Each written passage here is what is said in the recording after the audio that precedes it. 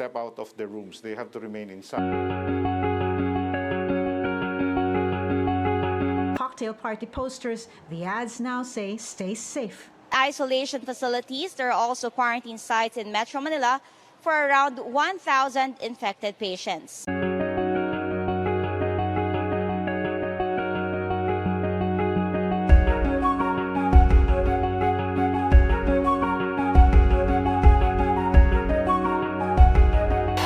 Disinfectant sprays and steamers making loud noise in upscale hotel rooms in Makati.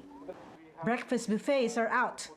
Many luxury hotels have been turned into quarantine homes for overseas Filipino workers waiting COVID test results. At 2 p.m., now things have changed. They leave the room untouched for one whole day, then they get back in, they disinfect everything from the toilet, bathroom, toilet tiles, and all the touch points. The virus, it took 2 days to disinfect the room before the next guest could come in and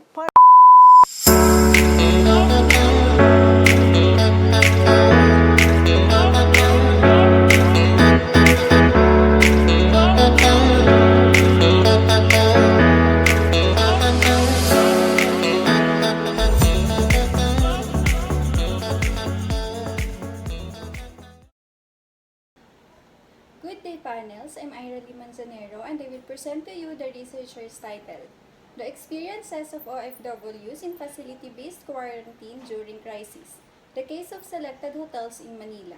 To ensure everyone's safety in this coronavirus outbreak, the government implement health protocols for all the returning overseas Filipino workers. They are required to undergo mandated RT-PCR testing and mandatory 14-day quarantine in accredited hotels in Manila. The government, through OWA, provided free testing, accommodation, and food packs.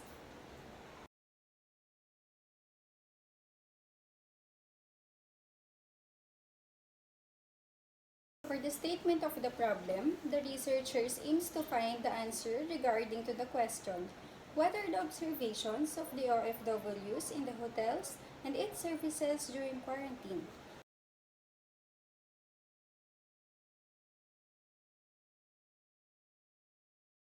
Significance of the study, this data would be helpful and beneficial to the OFWs, hotel staffs, hotel owners, guests, and students. The purpose of this study is the desired end goal of the researcher itself, to identify the experiences of OFWs in facility-based quarantine in the hotels and its services during crisis. In addition, the researchers wants to impart to the readers and to future researchers on how the people and the government does their responsibility despite on how many dilemma that have arisen.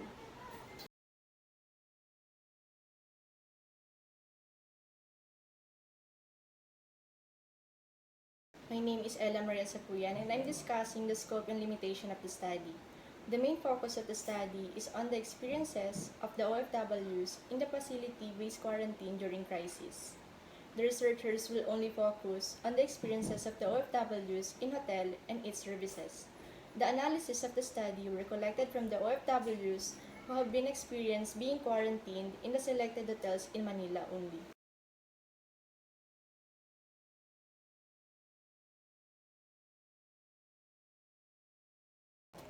For the synthesis, in government-accredited facilities, all Filipinos returning to the country will have to undergo a mandatory quarantine before they receive their RT-PCR test results showing them that they are negative for COVID-19. As the number of arrivals increase due to different factors outside their control, many OFWs complains. The DOH delays the publication of results from the laboratory tests. Starting from June 1, upon arrival at the airport, all returning OFWs will be swabbed and then taken to a quarantine facility to wait for the results. In offering lodging as well as a COVID-19 test for the OFWs coming home, the Department of Transportation and the Department of Tourism and other related agencies assist.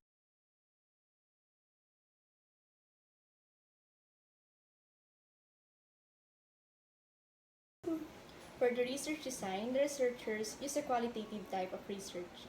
Qualitative research is used to understand how people experience the world.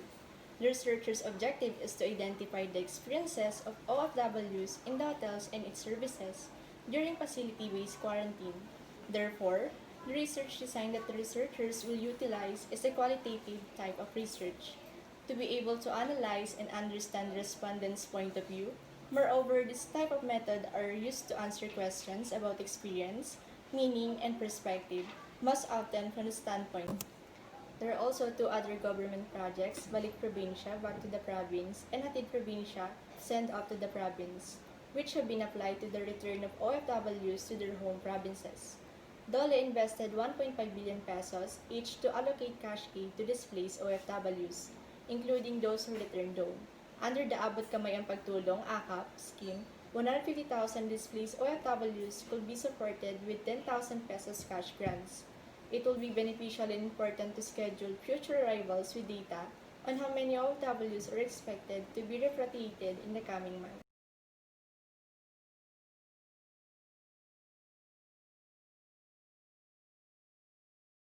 The researchers use the phenomenological research approach. Phenomenology is an approach to qualitative research that focuses on the commonality of a lived experience. The basic purpose of the method is to explain the essence of the phenomenon in question. Through this process, the researchers may construct a universal meaning of the event, situation, or experience and arrive at a more profound understanding of the phenomenon.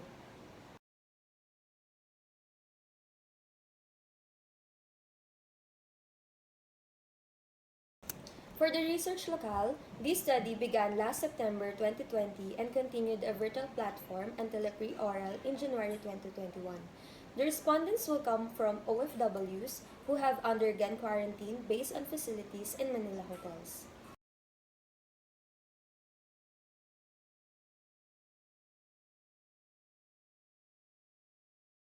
The participants of this research are 15 OFWs, both men and women, from different countries. Participants are classified by researchers on the basis of their specific demographic profile, such as age, occupation, and workplace. Good day, panel. I'm Mary Georgette De Vega, and I'll be discussing about the data collection method.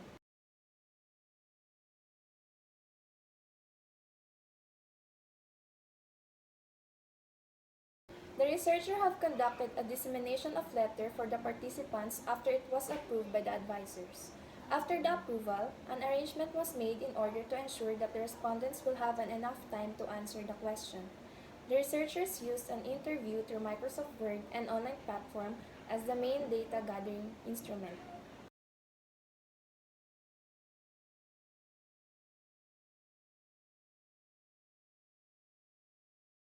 For the data analysis procedure, the method that the researchers have used is narrative analysis.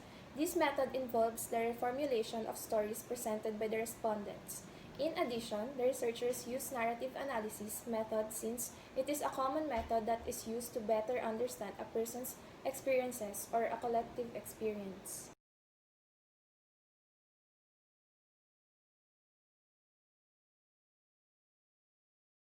For credibility and reliability, the researchers have provided a validated interview question, validated letter of consent to the participants with privacy and confidentiality. For the accuracy of the information, the researchers' interview question is based on the article of Department of Tourism last April 8, 2020, entitled 24,836 Hotel Rooms Reserved for OFWs Quarantine. The context of the article is the total hotel rooms for homebound overseas Filipino workers who are required to undergo 14-day quarantine.